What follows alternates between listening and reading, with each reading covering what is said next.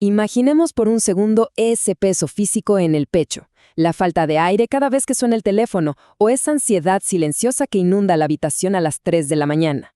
Estar atrapado por las tarjetas de crédito y los préstamos, literal, se siente como ahogarse lentamente en un océano donde simplemente no se ve la superficie.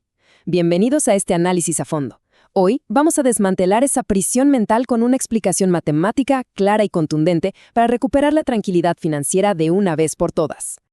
Hace unas semanas, en una conferencia en Guadalajara, alguien se acercó con una mirada de alivio absoluto y compartió esta anécdota tan real como profunda.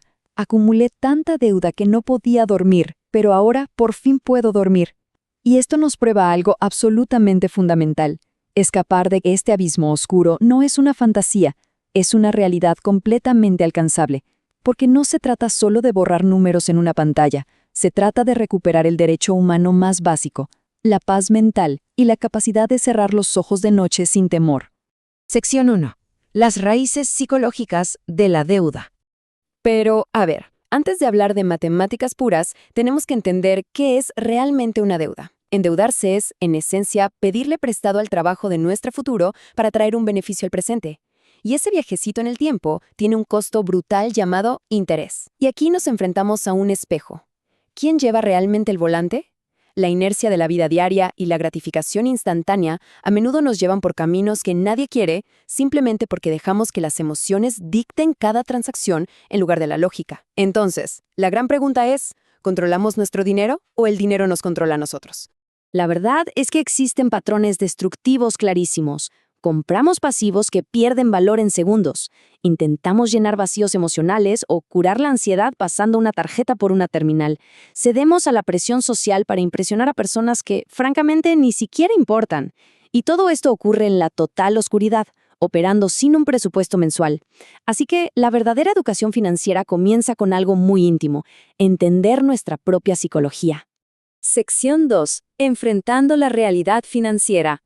Una vez que esa niebla mental se disipa un poco, la única forma de salir de las sombras es encender la luz de golpe y confrontar los números exactos e innegables. Es momento de medir al monstruo. Analicemos este escenario exacto extraído del mundo real. Para organizar el caos, solo necesitamos 3 datos específicos por cada cuenta: el monto total de la deuda, el costo financiero del préstamo, o sea, la tasa de interés, y el pago mínimo mensual. De pronto, al organizarlo así, esa ansiedad que paraliza se transforma en un simple problema matemático de 35,000 pesos. Esto por sí solo reduce el pánico casi al instante.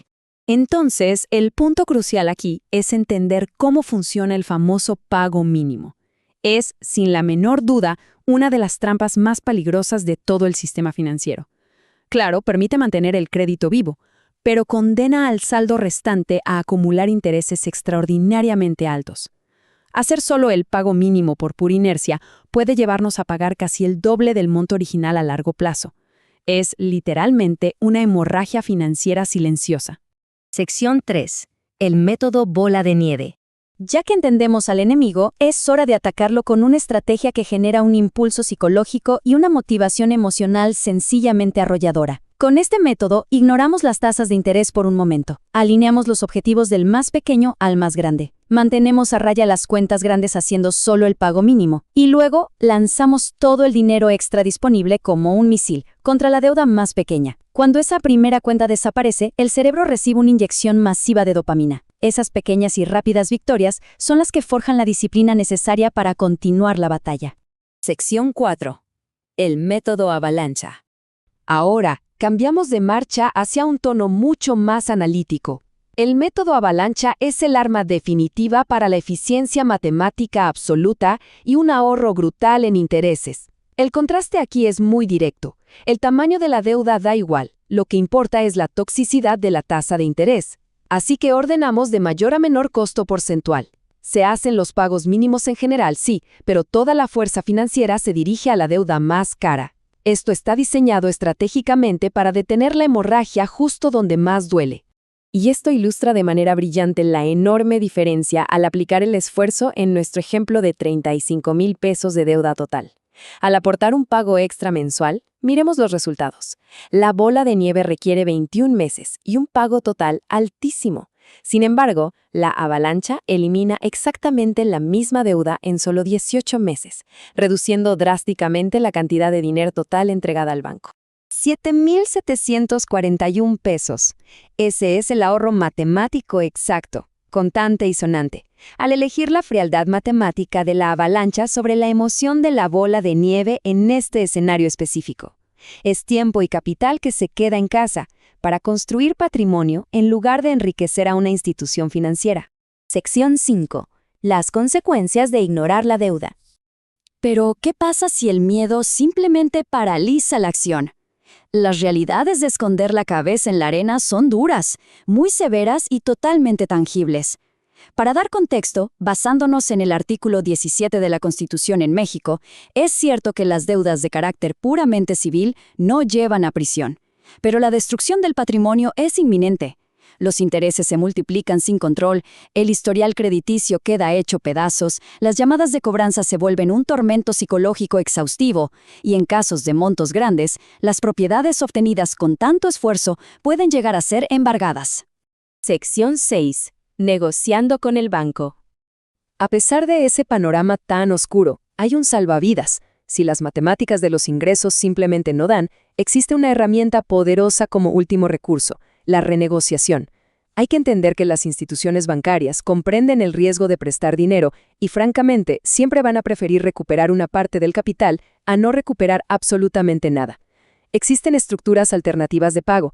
Asimismo, operan las reparadoras de crédito que actúan como mediadores externos para lograr acuerdos viables, permitiendo finalmente la liquidación de saldos que, hasta hace poco, parecían imposibles de vencer. Sección 7. Transformación mental y libertad financiera.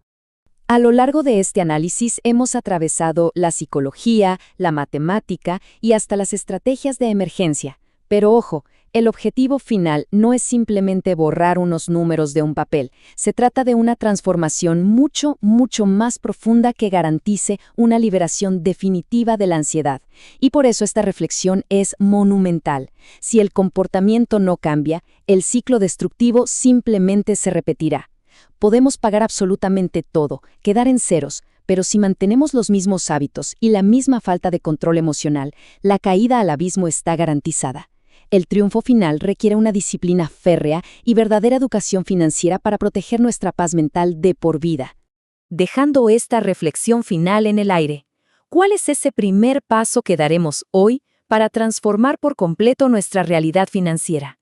¿Será confrontar los números o dominar la mente? Si este análisis ha sido de utilidad para entender y enfrentar este laberinto, por favor compartamos esta presentación con alguien que necesite ayuda desesperadamente para escapar de sus deudas. Muchas gracias por acompañarnos en este camino hacia la libertad financiera, y nos vemos en la próxima.